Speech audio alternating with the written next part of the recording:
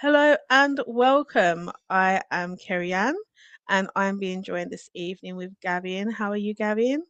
Yeah, I'm good, thank you. How are you? There was a slight delay. I'm like, no, do not have technical difficulties. That is good. Thank you so much for joining. It's good to finally get ourselves back into we had our first show and then we hit technical difficulties. And then since then it's kind of been a bit, but it's good to get us back going again and getting us on the path of getting our podcast out. I'm really excited. Yeah, me too. I can't wait. So this evening we're talking about some unnatural occurrences that have taken place in natural settings. It's something that both of us have been quite interested in and we've spoken about in the past. Um, and in particular, we've been focusing on two cases, one that was in Russia and one in the UK as well. So it'd be quite interesting to see what we find and kind of some of our theories as we go along. Has there been anything that's come up for you that's kind of shocked you or something you've learned that you didn't know before, something new? Me? Oh, what? um, Kinda, yeah. Like, there's some weird coincidences, but I'll talk about it a little bit more in depth. Absolutely. So I think one of the things we'll start off really to set the case, the scene, set this, have a little bit of a case discussion.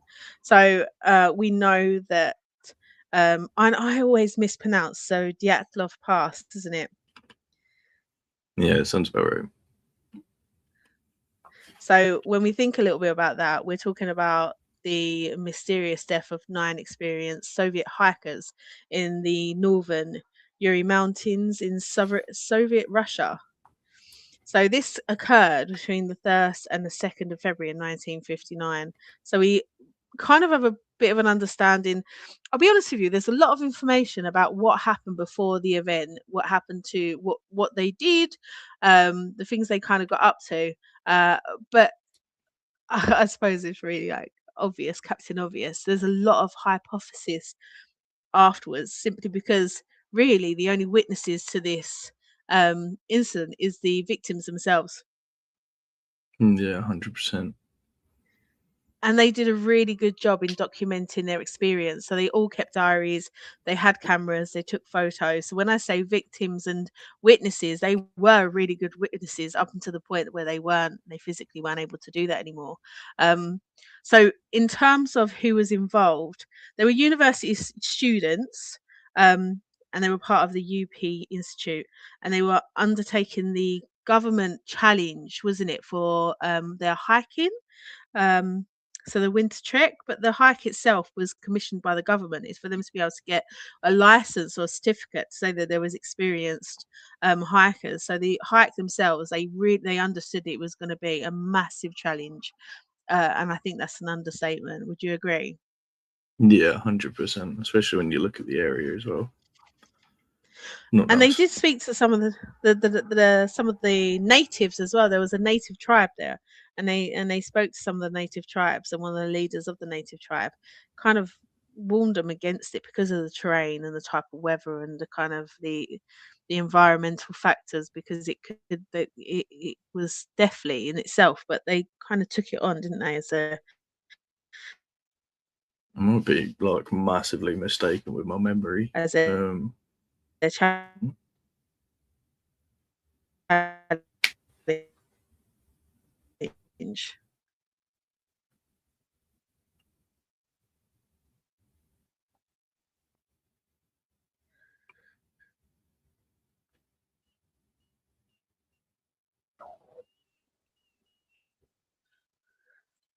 I think what you said there was really interesting. However, I heard none of it because Yeah. it dropped. All I heard was it might be massively mistaken with your memory, but yeah, go on. Sorry. When they were speaking to the locals called it like the Mountain of Death or something, the particular place that they were trying to get to, or roundabouts where they were when they died. Like, no one went there that was Yeah. local.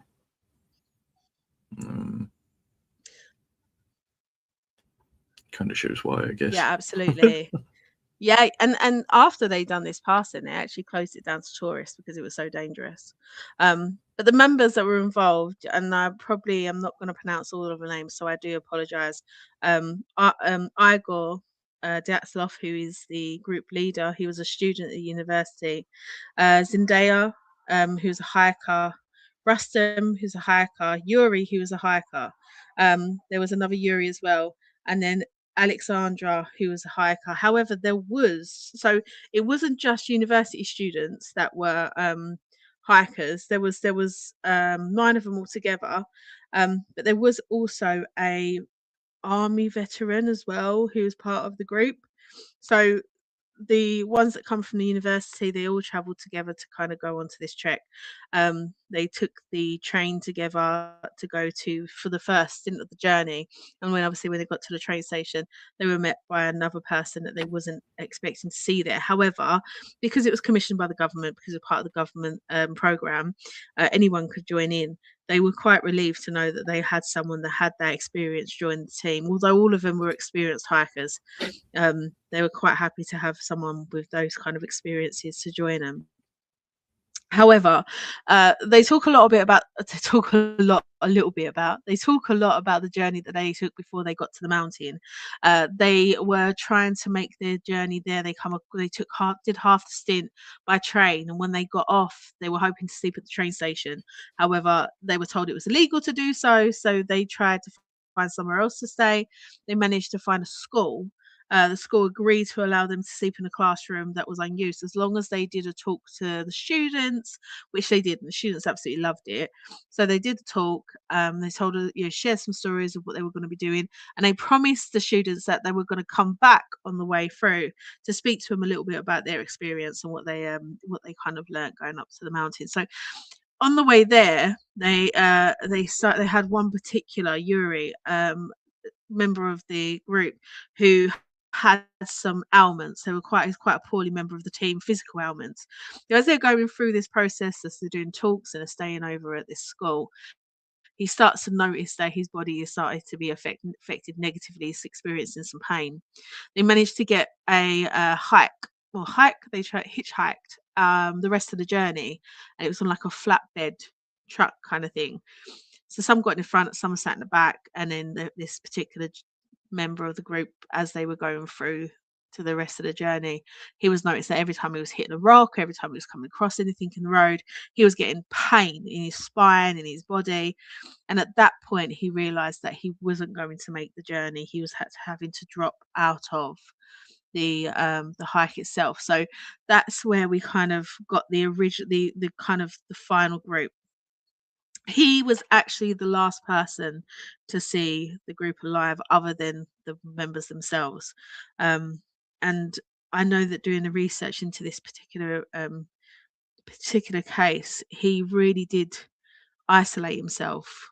There's lots of theories why they felt that this might have happened. When I say they, people that have done research and kind of authors come to their own theories on why he isolated himself, but he really did for a very long time. He didn't want anything to do with the incident or talking about it moving forward until, right, I mean, 53 years later, I think he finally spoke about it. But he was the last member of the last person to be able to see them alive. So is there anything that you come across really in that journey before they left Uri that you found quite interesting? No, not from what I was looking at. I'm not gonna lie, what I focused on was kind of the ending more than the more than the start. Yeah, I agree. I think the ending is so interesting, um, because obviously it's unsolved, isn't it? But there was so much that was kind of building up to it. It gave an insight into the personalities of the people that are involved. So, for example, um, one of the ladies, one of the female hikers, um, they talk about her being really outspoken and really kind of forthcoming, and kind of yeah, massive personality. And they talk a lot about the leadership skills of the the leader of the group himself, and how he really kind of naturally went into that role. And I think those are really like I got sorry a really good insight into how drastically it went wrong when you think about some of the things that actually happened to them when they were found in that kind of that physical state. Um, but yeah, so let's think a little bit about that then. As they move onto the mountain, they go through some really tough terrain, and they end up finding this space where it feels quite calm.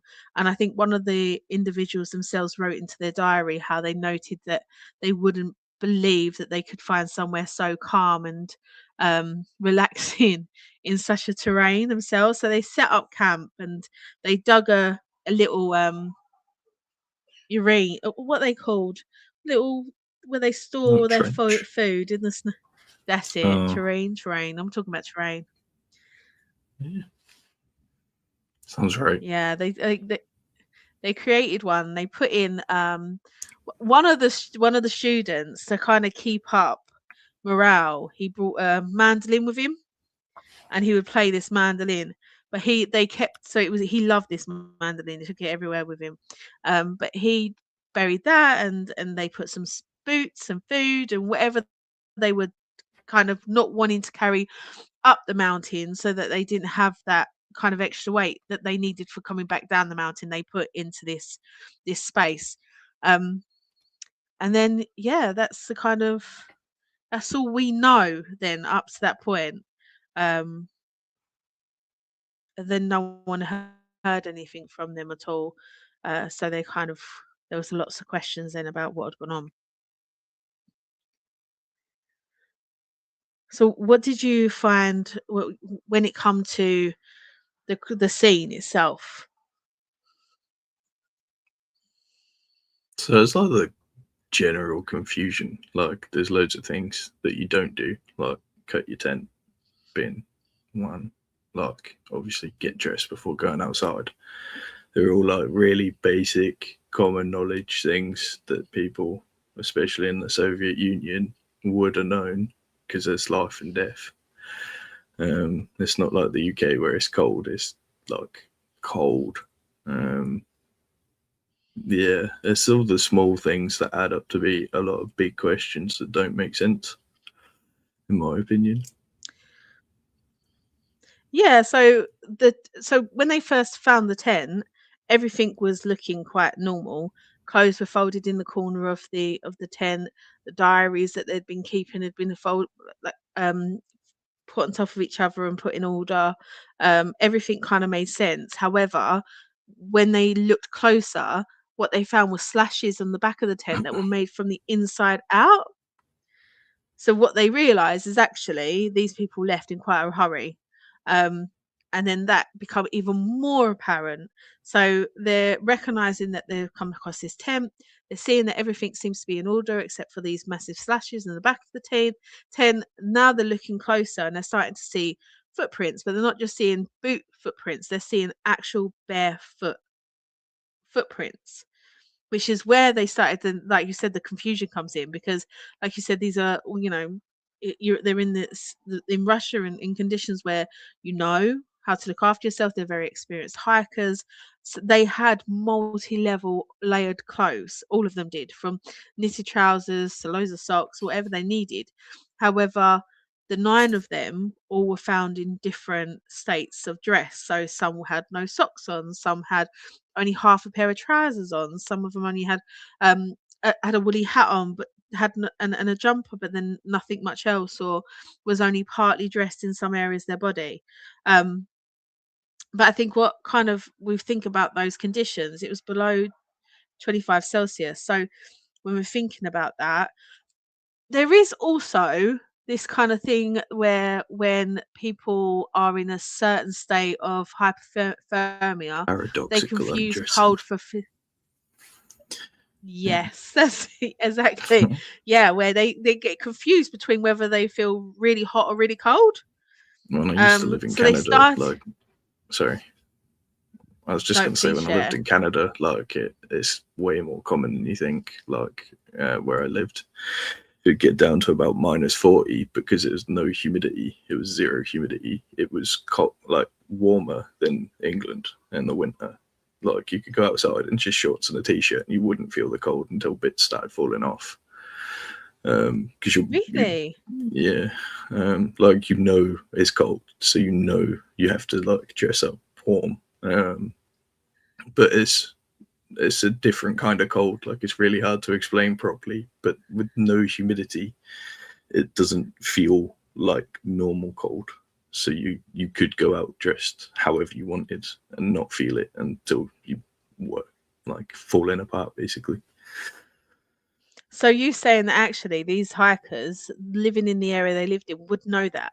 They would know Yeah, that themselves. So the fact that yeah. they actually left with no socks on and no half dressed and Like okay. from a See, young age, like when I first lived in Canada, I think I was 5 or 6. Like, and you're told that's one of the first things. Like, if you're going outside, you need boots. You need, I can't remember, the like snow trousers and a big jacket, hat, gloves, 2 pairs of gloves if you're going to go play in the snow. Because if the first pair gets wet, your fingers are going to fall off.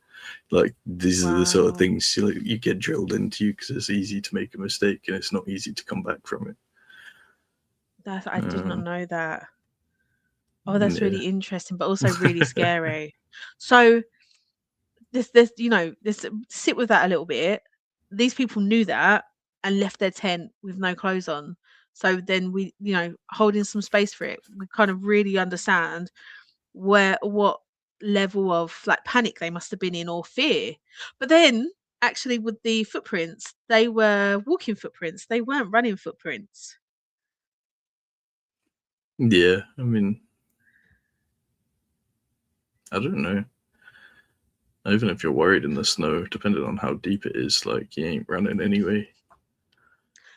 Oh yeah, that's fair enough. And I suppose if we think a little bit about what the tribe leader said, that the terrain, the wind can be pretty horrific. That being said, though, so if we think about, so one of the things that they talked about is what happened to these people, these hikers, should I say? Um, they were found in different states of dress over a period of days in different areas. So, um, for example, when it come to sorry, I could see for it. See it was buffering, so I just stopped. So some of them had sustained like injuries, but they were done to them whilst they were alive, and it was from an immense pressure. So some had them in the skull, some was crushed. Their ribs had been crushed as well. One of them had their tongue removed. So Had I was like talking burns and things as about well, this right? case to Like, my daughter, burns on their hands. Um, there was evidence of fires that had been made, but then put out really quickly. Yeah, there was a number of one looked like they were like in a fight position and trying to make their way back to the tent. Another three that weren't found. I think it was a good couple of weeks later. They were found huddled together, and one of the ladies, that's the lady that lost her tongue, and then two gentlemen, but there was like injuries to their skull, to their rib cages and stuff. Um, so, but there was a substantial amount of weight that was put on them, and these injuries happened whilst they were alive as well. Um, so I spoke to my daughter about this. So I was talking to my daughter. My daughter's 21. And I was talking to us about this case, and she went, "Well, what if one of them done it to the rest of them?" And I was like, "Well, that just seems too obvious. I'm sure this has been looked into and it would have been debunked. And the only thing that I can think of is the fact that they said that these injuries were done with such a weight that they couldn't have been yeah, inflicted on themselves, which means one person would have had to have done it to themselves, at least one person. Um, I, so, I think a lot of the, I think a lot of the injuries were like you couldn't have done that physically as a person. Like you would have needed a vehicle or something to cause like because one of the guys I remember like his internal injuries were so bad, but he didn't have a single bruise on his skin. And it's like, how do you yeah, cause internal injuries like that? If as you're like terrestrial, I suppose, without damaging the skin in any way, shape, or form. And there was a lot of this, and as well, one of the other things that they found quite interesting is when they were searching for the three bodies, they'd actually come across a tree that was quite poorly cut, quite weirdly cut, and there was burns or like there were scorch marks on the tree as well. And they saw that there was like uneven or disturbed snow. And when they've gone into it, they've seen that there is clothing, and they were looking to kind of go further down and go further down to look for, and all they found was these clothing buried, which yeah, I just found very very peculiar is the fact that they had these clothing, and there they are, they've buried these clothing and they've come across it. So we have 9 people, all experienced hikers, all poorly dressed, or everything looks untouched. There's no sign of a struggle. There is no animal prints. There's no kind of injuries to the body that is caused by an animal of any kind, of any shape or size. Which kind of we're going to look at the conspiracy that comes from it. And one of them is a yeti. They believe there's the abominable snowman. So, but there was no signs of any any kind of animal activity in and around the camp or with them as well. But going back to the injuries on the body, one of the things that they Can did I say was a scone. Yes, can I quickly float to you my idea you got him. about it? Have you ever heard of a leshy? No. So a leshy is like a guardian spirit in Slavic folklore. It looks after the mountains, it looks after the forests, it looks after all the wild places where men shouldn't be and men shouldn't be messing about with. He doesn't kill like an animal. He kills via confusion, mimicry, things like that. Sort of like a fae in like British folklore. Like it's not about the instant; it's about the suffering. So they don't normally directly do anything. They normally cause like fog, as an example, like to woodcutters cutting down a tree. They cause a fog that causes them to lose their minds, and they go crazy, and they get stuck in a fog, even though they could walk 10 feet to the side and they'd be out of it. Things like that would be like what a leshy would do. And it's a really old folklore, like pre-Christian Slavic folklore. And they're said to roam and be strongest in the winter and places like mountains, forests at nighttime, when people are naturally on edge and more afraid of everything that moves. So they take advantage of that and use it against you. They're not meant to kill people. Like the idea is that they scare people back to where people belong in villages and towns and keep them out of the wild places. But yeah, I guess sometimes that doesn't work too well. So, have you seen this come up in this story, or is this a theory that you've had? Is there any kind of, No, because it's so. it's from doing some research into like my Slavic folklore and paganism and stuff. Aleshi is one of the things that's mentioned quite a lot, and it's sort of So like I you have Landvita with Norse paganism, where you like have like trees, have like Landvita spirits and things that the, and you'd say like thanks to them because everything has a spirit, and the Leshy would be what looks after those spirits and guards them and keeps them safe. So it's kind of an opinion that fit with knowledge I already had, if that makes sense. so the reason why I asked is because I mean that is really really interesting. But the reason why I asked if you'd found it come up in your research is later on in my research I come across that, but from a different perspective. So there is a guy called Donnie Iker. Iker. He's an American author, he's a filmmaker, he's an investigator. He wrote about Dead Mountain, which is obviously what the mountain is that these guys went up. So his film, his book, Dead Mountain: The Untold True Story of Dyatlov Pass Incident, 2013, where he retraces the 1959 tragedy and explores multiple theories. So in it, he manages to, over a number of years, he really worked mentally hard to be able to do this. But Yuri Yudin is the guy that become really poorly, that had to come away from the hike. He's the only surviving member of the original party, and he was the last person to see everyone alive. He was the one that kind of disappeared. No one was able to get hold of him. But Donnie travelled to Russia and managed to meet him for a number of interviews when researching his book. So uh, basically, he looked at trying to catalog and distribute like the belongings of the missing hikers in the original when you would in first when it first happened. So when he was there, he was able to kind of look at whose belonging belonged to who, because a number of the members were quite poorly due to like water and snow. They weren't in a state where they were able to be identified. So they would use clothings and look at the photos that were taken by the other members to kind of figure out who was who in those states. He helped with that. He kind of put things in place and kind of was able to help identify people. He noted that there was some items like soldiers' foot wrapping, which wasn't recorded. He also recognised that there was some chocolate rations that went missing, and that one of them, the lady hiker that had missed a tongue, she had a stuffed hedgehog that was meant to be her good luck charm. That also allegedly wasn't itemized either.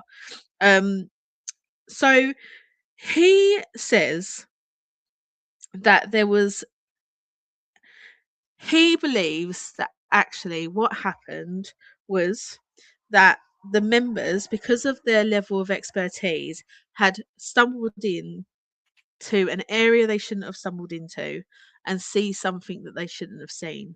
And that actually nothing was done to them directly, but they were put into a state of confusion so that they would do this to themselves. For example, he believed that they were coerced and controlled through this state of confusion to do things that were confusing, like bury their own clothes and things like that. He believed that it was the government that done it. But actually, his theory aligns with the folklore.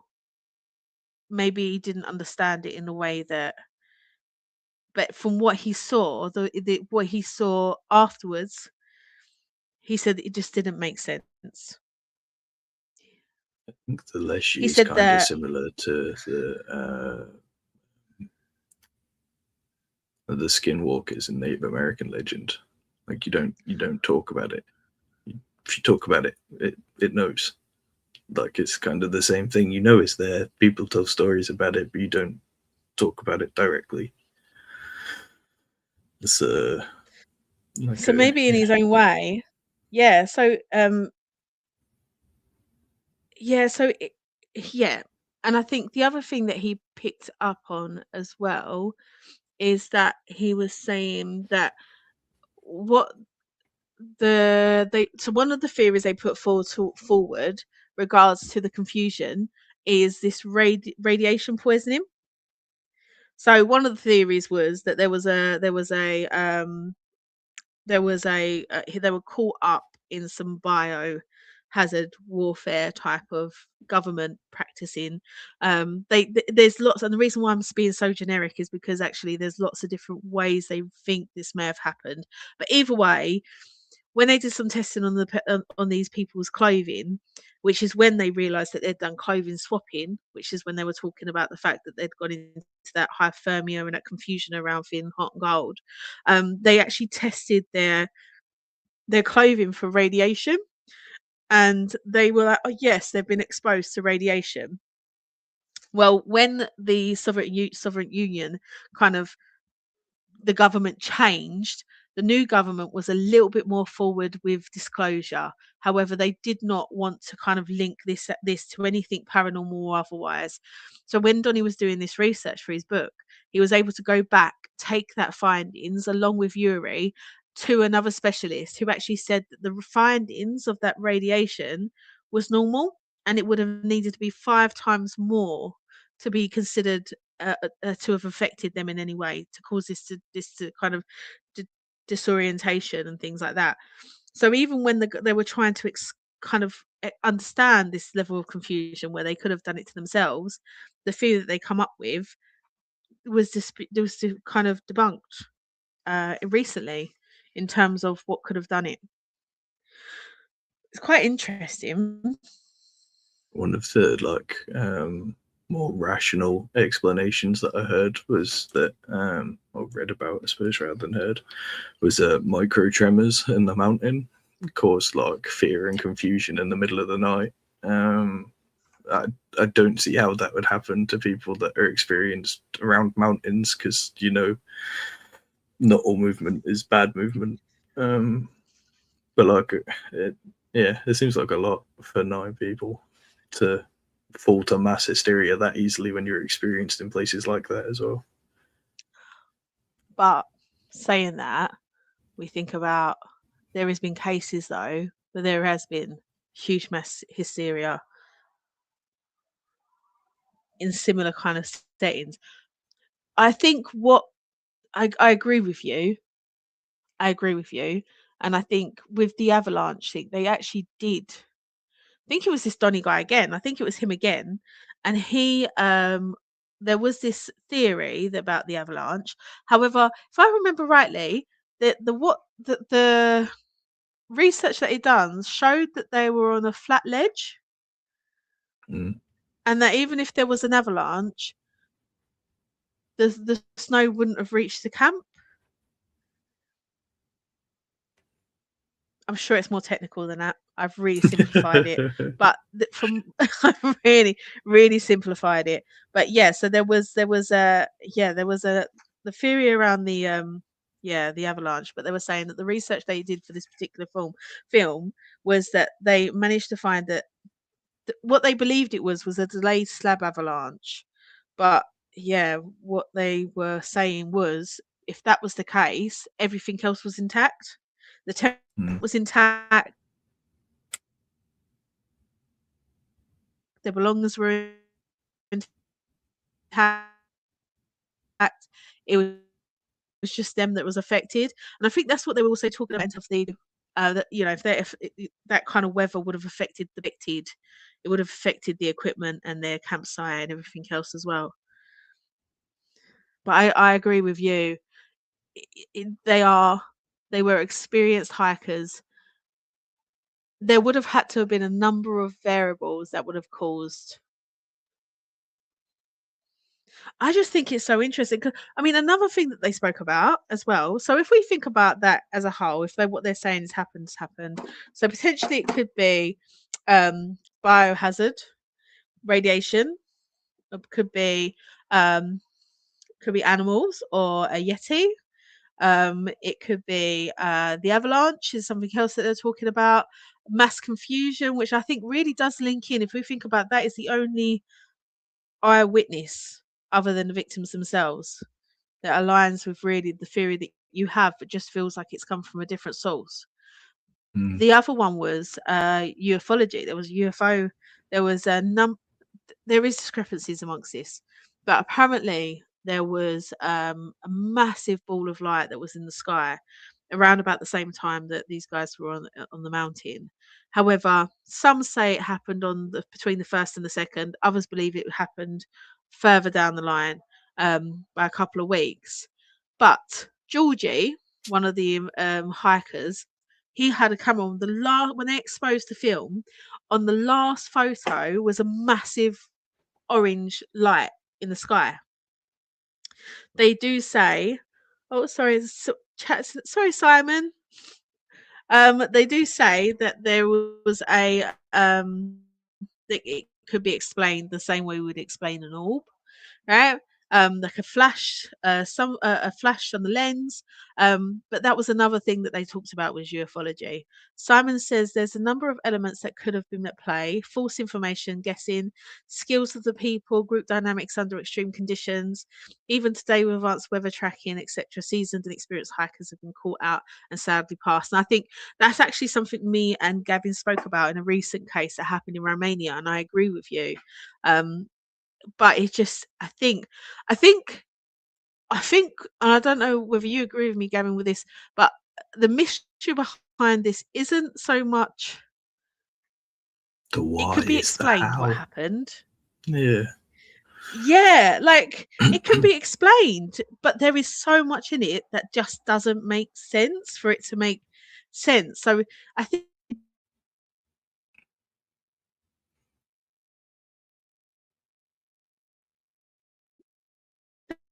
that's the confusing part. Like for me, I could buy almost all of it if We're back. up until the injuries. Ah, sorry. I could buy like most of what That's happened okay. So we buff up until the injuries. Like once you get to the injuries, that's when it really becomes unexplained. Like I understand like people in that are experienced and whatnot that can get caught out as well. And there's loads of evidence of that from various places you can train and train and train. And you still go to the wrong place, the wrong time, the wrong thing happens, and you don't know what to do. You panic, and then everything spirals. But then 9 people with such extreme differences in injury, it's not that they all just froze to death. If they all froze to death, fair enough, it wouldn't be a mystery. Like, um, there's all the things that led up to that, and then the fact that I don't think any of them actually froze to death is the thing that's confusing. and I agree. And I think one of the things that is quite interesting now is they reopened this case for investigation. Um, but everything we're considering this evening is not something that they've actually, the government themselves have allowed to kind of be considered. Um, so after the collapse in 1991 of the government, many of the archive materials become available, but still with gaps. So in the 1990s and 2000, researchers published studies that criticised the handling of the investigation. Which, to be fair, when I did some research on this case, they wanted to close this like yesterday. They didn't want it to be opening. They just didn't want it open. Too many questions, I think. So when they did kind of was able to when people were able to access some of the documents, there was a lot of criticism in the way that the investigation was handled. The Russian authorities reinvestigated the case in 2020 and concluded that an avalanche was most likely narrowing the kind of outcome. Scientific re-examinations. So they looked at the 2021 slab avalanche studies, influenced modern interpretations. But with the USSR breakup, it allowed access to the archive documents. It allowed independent research outside that Soviet kind of censorship. But it also renewed scrutiny of like the official narrative. So even when that kind of secrecy become limited and public understanding kind of fueled more conspiracy speculation than it did really kind of understanding what happened. It's such a peculiar case. And yeah, I just think it's one of those that's going to just, I think, even as we go on, because there's so much that's not known and there is so many gaps in it, I think it's going to be one of those cases that are going to be spoken about for years to come. And there's always going to be new evidence that comes out, or people are going to look at it with fresh eyes. One thing I've not come across is the narrative of someone within the group did it to the rest of them. I I don't mean, know whether that's even been a I don't know whether that's because it's not something that's been investigated or it's because it's something that was easily ruled out quite quickly. I think it was one of the like things that they originally thought. If I'm not, I might be wrong, but I think when they originally looked at it, that was their like straight conclusion. Someone else must have done it, and then just like fell to the elements. Yeah. Can't So remember. I mean, yeah, I suppose I think that kind of comes. I think I think it's because it in the research that I did for this, not once did I think it was one of them that did it. Not once did it even come into my head. I was like, oh, what could it possibly have been? Could it been, that weight of the snow? Because we know that actually that could cause a lot of problems. Um, but then the way they were found and how deep they were found, and then my daughter was just like, what if it was one of the others? I was like, that thought hadn't even popped into my head. So I think as time goes on, new eyes, new ideas, I think there's going to be more that can be explored. But yeah, it's just one of those cases. So yeah, 9 experienced hikers died. They fled their tent under dire conditions and weren't properly dressed. Internal injuries, hypothermia were confirmed in autopsies. That's the other thing as well. Hypothermia was confirmed as a number of their passings. But modern research suggests a slab avalanche or wind event as the most plausible explanation. However, did not affect any of the tent's equipment, any of the tent. The tent was fully intact. Everything was quite um, put away quite nicely. So again, there's still some questions, but then there's lots of speculation around UFOs, military testing causing the deaths, and paranormal theories, which are, if I'm honest, quite unsupported. Um, Simon says if it was one of the group, maybe it could have redated to keep the reputation of those involved. Possibly. What's your kind of ending thoughts on that particular case? I still think it's something that we don't know, don't understand. Like I say, if they'd all had the obvious ending, like all hypothermia related or cold related deaths, and maybe they're all so weird, so unusual, and none of it like adds up from the moment they get out of the tent to them all dying. It just doesn't make sense to me. And I agree, and I think Yuri does too. I just think that his perception of who that could have been is where it differs. And like you said, it might just be where there is that we don't talk about it um, outwardly. Sorry, Simon says reacted. Bloody predictive text. You're fine, Simon. But I think one of the things that Simon says is quite interesting. So we I know that we looked at a number of cases, although I recognise we spoke about this case quite a lot. So I don't think we'd be able to give the other cases justice. But one of the things that I found quite interesting is one thing I'll say is start off by saying I love Romania. I love Romania. I go there a lot. It is the most beautiful place I've ever been, and I love it. But there was a recent case there. So uh, a lot of the time when people go to Romania, they go to Bucharest, which is the main city of Romania. However, there is the most beautiful villages around Romania, Transylvania, and in Brasov and places like that. These places are surrounded by mountains. There, a lot of people go there skiing. The horrific terrains in the weather, all sorts of weather. Very, very cold when it is cold, and there is bears in these woods as well.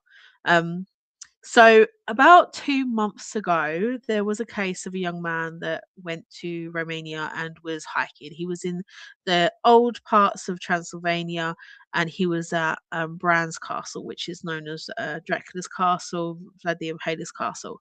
It was, it's been in that royal family for years, but is well known and linked to Vlad.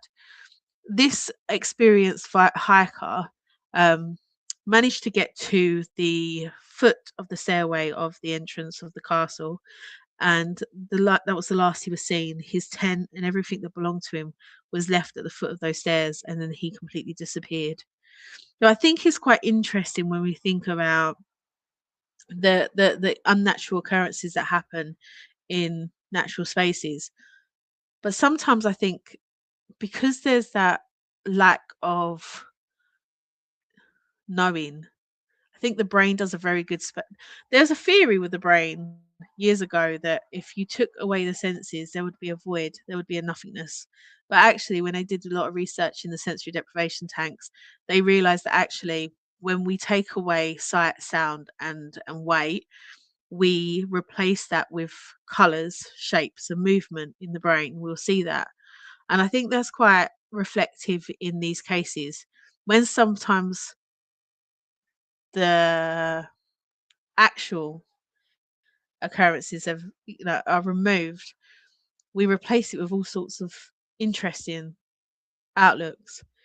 And I think that's what kind of has taken place. I think what give it a really good kind of respect to Gavin is your kind of input when it comes to folklore. What do you mean, like with the Romania case. Like all I could think was Yeah. vampires. But Fair like enough. Fair enough. There is a old yes. vampires were weird compared to modern vampires. Like, you know how they used to bury people suspected of being a vampire, Yeah, with a stake in their heart, right? and a stone like shoved into their mouth, like a big stone was forced into their mouth as well. Is that Yeah, to it's stop them from being able horrible. to bite? Yeah, because the theory is they had to drink the blood because they couldn't like reproduce their own, and that's where the whole like blood drinking thing came from. Um, but it's messed up. I can't remember if it was Poland or somewhere like that, but it was one of the Slavic countries started putting the stone and the stake. Um, so then all I could think is like, what if they missed one? And it just digs himself up every now and again, and then that's where random people go completely out there. But it's the place. Well, and, and I'll be honest with you, as far as like castles go, it is the tiniest castle you ever seen in your life. It is so high up. It is literally on a cliff. And then the corridors are tiny. They wouldn't have to, yeah, probably wouldn't bury themselves very deep. They're probably just Like hanging around in a hot corridor. Yeah, it's like a coffin. it's the last place I'd want to go on holiday. I've watched too many documentaries about that castle and what Vlad did there and how he did it. I don't want to be ghosts that went out that way. Like, no thanks. It is very like ominous, like you can definitely sense it in the air. And do you know what the most interesting thing is? That castle actually belonged to Queen Mary Regina, and she was incredible. So a lot of the hospitals in Romania are called Maria Regina, sorry, because she was like their Florence Nightingale. Mm. So she lived there. That was why that was like well, I say it's like a holiday home essentially. That's what it was. But when it come to the Cold War, I think it was, she would actually look after the soldiers that had been slain or injured.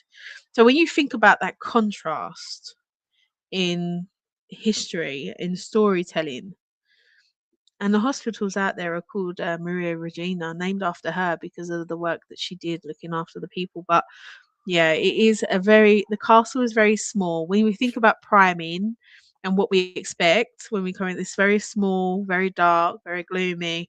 Um, and yeah, it does feel a bit oppressive. It does feel a bit oppressive, but it's interesting. And I think the area surrounding it, and in the most recent case, the area surrounding it, and having that most recent missing case, I think when we think back at what Simon said, sometimes, it's not a reflection of them and their skills and whatnot. It's more about the environment or the cute variables that kind of impact it in unpeculiar ways. But yeah, it's been very interesting talking about this with you today, Gavin. I Mm. know that this is actually our second podcast that we've done together.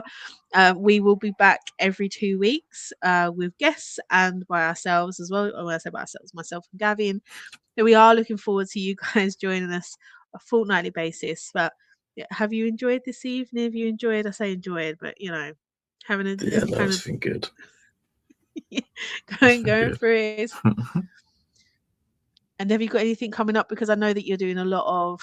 So you have your business, don't you? Your jewelry making. I have a Mhm. couple of your pieces already. I absolutely adore. But you're doing quite a lot of spiritual markets at the moment as well, isn't it?